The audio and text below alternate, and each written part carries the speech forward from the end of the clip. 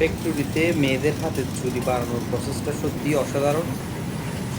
হাতের চুড়ি বানানোর ক্ষেত্রে প্রথমে কাঁচকে টুকরো টুকরো করে মেশিনে দিয়ে দেওয়া হয়। তারপর সেগুলোকে ভালোভাবে পরিষ্কার করে আলাদা আলাদা করা হয়। এগুলোকে আরও টুকরো টুকরো করে একদম আগুন দিয়ে লাভার মতো করা হয়। পরে সেক্ষেত্রে মোটা রডের সাহায্যে পেঁচিয়ে পেঁচিয়ে ছুরির শেপ দেওয়া হয়।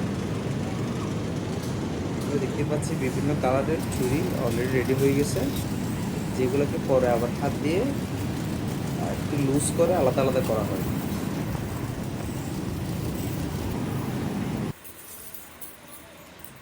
ওয়াও, কত সুন্দর ছুরি তৈরি হয়ে গেল।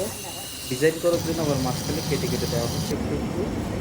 এবং ছুরিগুলোকে লাস্টে একটু হিট দিয়ে শক্ত করা হচ্ছে যাতে সহজে ভেঙে না যায়। সত্যি অসাধারণ প্রসেস ছুরি।